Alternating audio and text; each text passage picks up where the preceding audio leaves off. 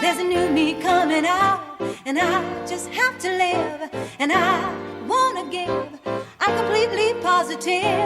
I think this time around I am gonna do it like you never knew it. Oh, I'll make it through. The time has come for me to break out of the shell. I have to shout that I am coming out. I'm coming out. I want the world to know. Welcome to the show, Never Too Late Ever, where we focus on making the next chapter of your life the very best chapter ever. I am your host, Lorraine Hoving, and I am thrilled you're here today. So I am here today with my guest, Leah Lund, and I'm just going to make her intro short because I want to get right into the nuts and bolts of what we were talking about last week. So Leah, hi Leah, by the way. Hi, Lorraine. I know I'm ready to dive in too. So yeah, I know. So Leah Lund is a neuronutrient therapist, hypnotherapist, rapid transformation therapist, and a health coach. She founded One Whole Health to help women reboot their brain, move past anxiety, overwhelm, and food or body issues into vibrant health, mental clarity, and the courage and capacity to live a fulfilling, happy life.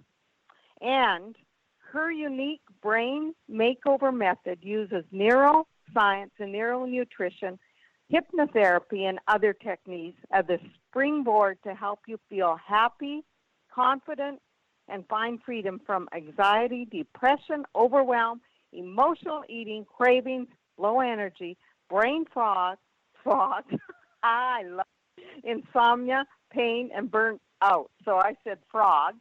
And last week we talked about laughter yoga. So that's why I love to laugh. That'll make us laugh. Yeah.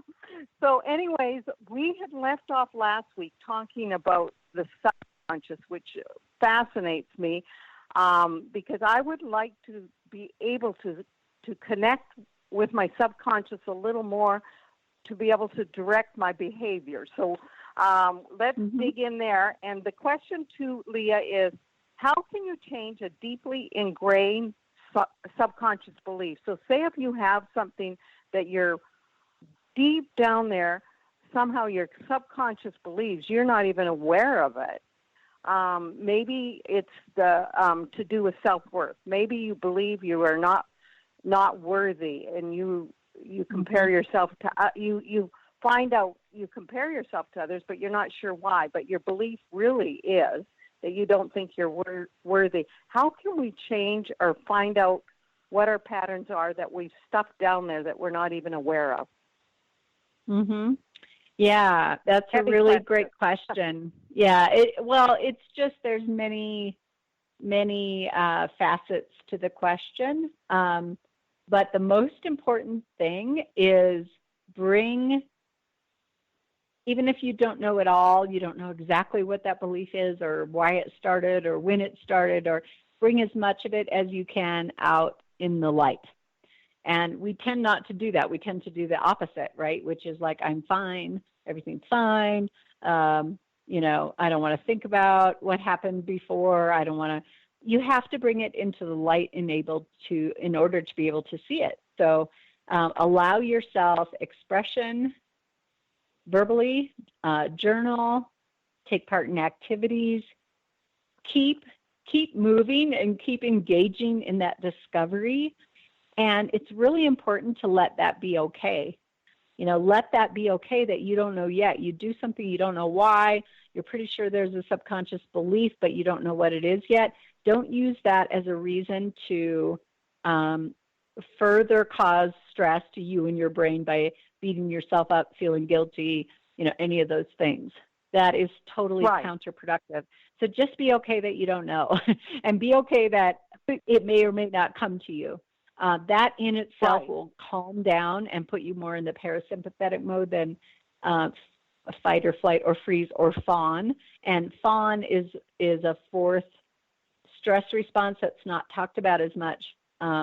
But what fawn is when we've tried to fight or flight over and over and either We were still in an unsafe situation, so it didn't seem to help us at all, or we still were thinking negative things and that we were unsafe, and so it didn't help. So we get to fawn, which is basically go along, don't question, status quo, do what everybody else wants, and so we get into that even with ourselves of just, something's wrong with me and I don't know what it is, so I'm just not even going to try to figure it out. Right. I'm saying the opposite.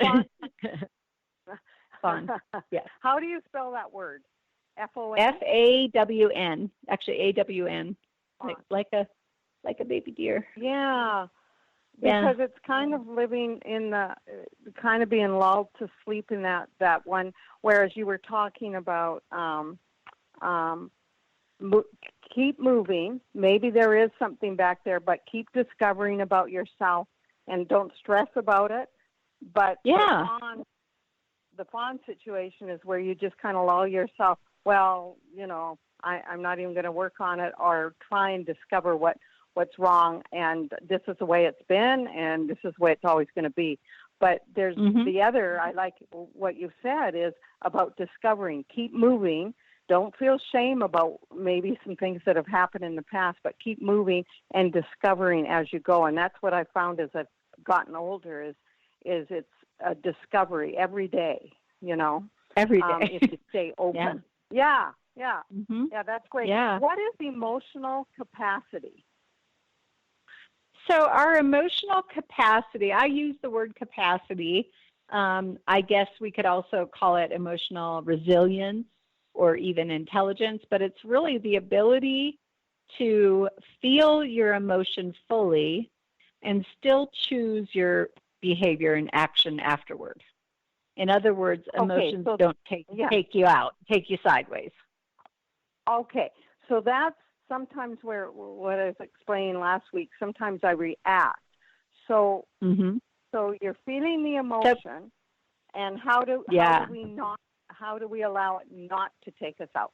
So, give us some practical things on how. Sure, I definitely. Say we're feeling angry. Our husband didn't do something. We had asked him to put out the trash or something. How do we handle that in an emotional, sound way?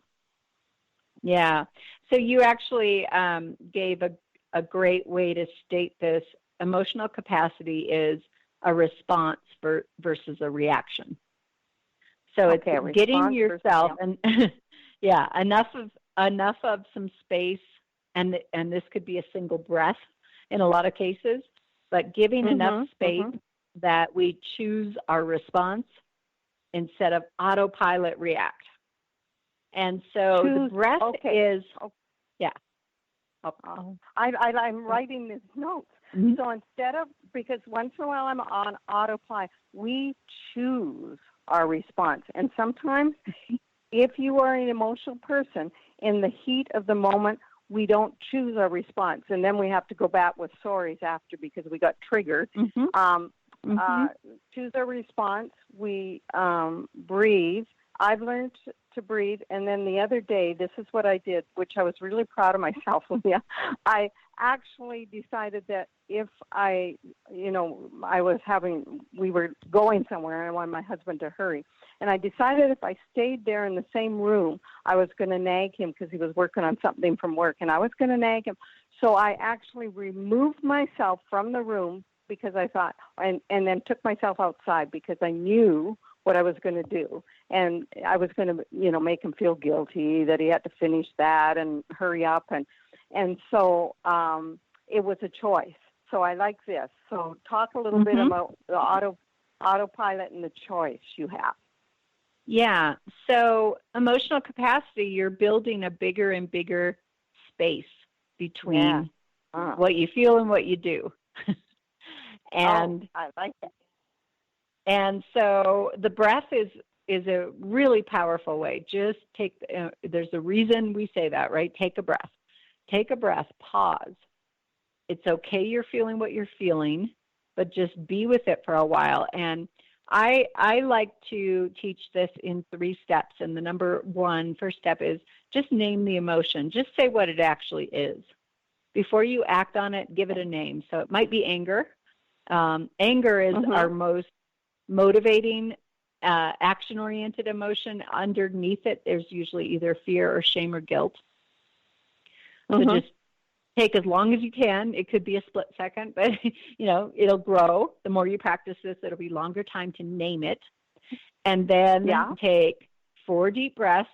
And while you're taking those breaths, it's great to visualize a wave rolling into the shore, because when waves are coming in, they get bigger and bigger and bigger until they hit that crest point. And sometimes it might feel like that wave is like way above your head. It's way up there. But the thing we know is it will always crest and then roll back out. So just imagine that guilt is like a big, give it a color if you want, but it's a big wave coming in. There's the guilt is getting bigger, but I know if I just wait, it's going to go away. Yeah. And then it will. And then once you've done that, then the fastest way to shift our emotion, it's hard to go from anger to happy or anger to, thrilled, but just go to gratitude. I like it. So, yeah. If you can do it about that situation, then A+ for you, but it doesn't even have to be about, gratitude he didn't take the trash out. It could be gratitude for anything. The sun is shining today. Right. And it automatically helps you shift your emotional focus. Right, because you're right, because to go from anger to happy, it seems almost impossible, but happy and gratitude is totally different. Gratitude is like a choice. I'm going to look at the sunshine outside while I'm remove myself from there and look at, oh, wow, the birds, whatever. And that's great, because I can't go from anger to happy. There's almost something in between that, and I think that's the key, the gratitude. Yeah. Yeah. And I'll throw in there too, because I think it'll be helpful. I don't know if you have seen, we were talking horses last week, and I don't know if you've seen the film The Mustang, but in that film, it's about but I'm going to. Convicts, including violent convicts that are in a penitentiary in, I think it's Wyoming, and some of them get put into this equine program where they get to care for horses and learn how to ride a horse and everything.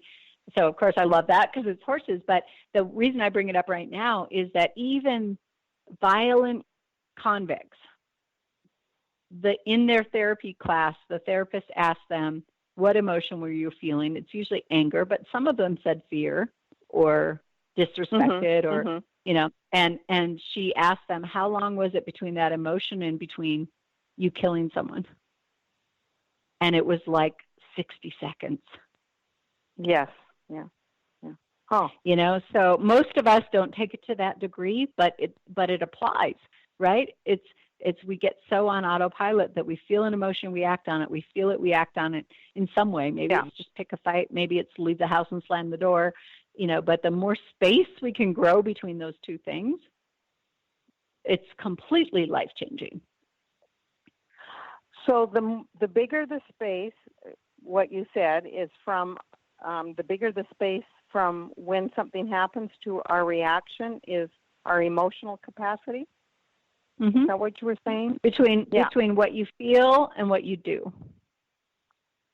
What you feel and what you do. Great. I'm thinking this is happening, really helping the audience, because we all live in the same, we all row in the same boat.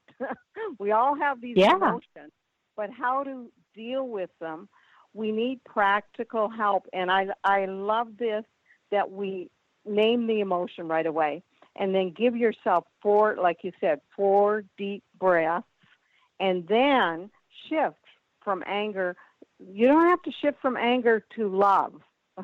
You can shift from anger to gratitude, because you're not feeling love towards somebody that you know what I mean. If you wanted the garbage out, you didn't get the garbage out. But you can be grateful that he does it 90% of the time. So that is so practical. I just absolutely think that's wonderful. Now we can be grateful we have garbage. right? That's like a first world problem. If you don't have things, you don't have garbage. So